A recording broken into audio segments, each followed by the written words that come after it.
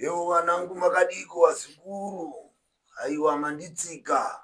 Masvika kuna madzangwe. Tsika panotinhira ndini wacho wanangu. Aiwa vanoda kundiona. Aiwa ndioneke nje. Ndototanga wandingowapa mbozhanhare. Wandingowapa mbozhanharepo. Ndokuzisa kuti wotsika mukowara rini. Aiwa ndemuno mumusha wanangu mamasvika mamadzangwe. Aiwa muno ndinoshanda rokudai wanangu ndine magamba andinawo pano pamusha andinotumira muhondo dzese dzandinorwa dzinenge dzauya navapwere. Muno ndine magamba ari pedyo pano ana Serizho agerapo uyo ndiye anoita dare ropfuma. Poita uyo Beretiko uyo ndiye anoita rose rinoda ropa. Rese rinodiwa navapwere ndiye anofambira rese. Wagerapo vana kana kuronda pfuma dzevanhudzo ndiye anoenda andotuma iyeye. Vana vangu handinawo mudare muno. Ndine rimwe randinoita rakawanda rakasiyana siyana wanangu. Haiwa ndinoita rakawanda vana vandinotuma muno magamba yaarimo. Asi mamwe ndikakupuritsirai mudanho muno haiwa ndinoporika muri wekudhisa vapwere. Ndanda kuti iwona iwa ari parwendo. Dora ndati ndikusumei vana angu. Ukange mozowadzidzisa maudzati aiwa ndima dzangu anoita kubhukiwa.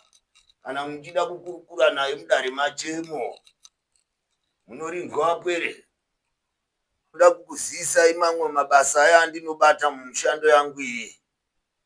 Ndinobata akati wandei wanangu aiwa. Ndinoda waye vatambura nedzimba wasiri kupinda mudzimbaba. Nevari kutiziwa narume vari kungoenda nevasikana vachibuda mumba vachisiya mhuri. Rese ndinoriita wanangu. Touya aiwa vanopfari vaita mhukadzi zvironda zvinongoputika izvi. Aiwa ndinoriita wanangu rese iroro. Ndinouya ivo vane masangano ayo dzichechiwa kuvakudziridza kuti aiwa madanho avo akuru asumuke. Mukuwa wavo wozara woungana wapwere. Aiwa chaunga chiri pano. Vanouya wesewa.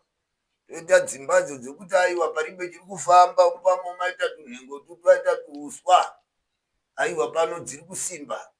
Vari kuuya wese ndiri kuvaitira rese iroro pano. Aiwa wakawanda mishandoyo. Yokunzi aiwa tiri kutanga mabasa aya aribe kubatika. Ndiri kuvasumudza pano vari kuenda kunopinda kamwe cheteko vachingobva muno ari kunosvika unoruwana rwemushando. Vana ava vari kutadza kuenda Amerikayo vachiti aiwa mapepa angu paribe kutoriwa. Ndiri kuvapa pano randinovaitira pano vari kuenda vari kunosvika vachidzoka vachitenda ino kuti aiwa changamire. Zvamakatiitira igukutu rese riri kushandiwa. Taita vamwe vari kuuya pano vane avo matambudziko avo ekwebva navo ekuberekesiwa engozi wakafa vasina kuzivikanwa kuti vakapararira pii. Aiwa vari kudzoka vari kukurukura kuti aiwa changamire. Aiwa ramakatiitira kuti tazomuziya nyakuponda mwana weduyo. Riri kuitwa rese nemaoko angu yapano mudare rino. Kuno aiwa ndine mishando wandakaita.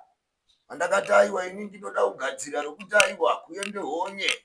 Kune nharadada dzidzi kutora varume wani. Kana kuisa maruware ekuti aiwa ukapfimba mukadzi womunhuyo chanoona pasi paribe pekushandisapo. Riri kubatwa rese nachangamire madzangwe muno. Vaita vari kupenga njero. Vari kupenga njero vari mumajerimo. Vari kuti aiwa wangu uyo akatongwa makore 3. Aiwa ini ndinomudzora pakarepo. Muno mudare akanga atsika mucheka iyi. Anouya mudare muno achitaura rese kuti aiwa changamire wangu akabenhuka kumukowa.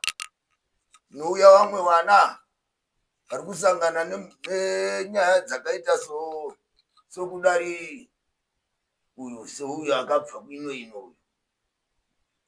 Akabva ino. Yanozuro.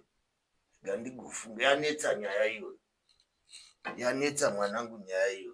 Yemuzvikoro muye kuti kwaitawo kumwa gazawa wesataniziko ava. Onzi mwana aiwa angodonha aiwa vari kumukira pano. Ndatambura nawo wapwerewa vari kunwa nezvikwambo muzvikoromo. Ungonzi aiwa mwana adonhera kuchikoro uyu anaye muno mudare aiwa pembeni mwana atobatika. Wakutenda naye kumba riri kuitwa pano padare mwanangu. Ndine akawanda andinoita mamwe muchaona muzvivhitivhiti mu. Unge mwanangu.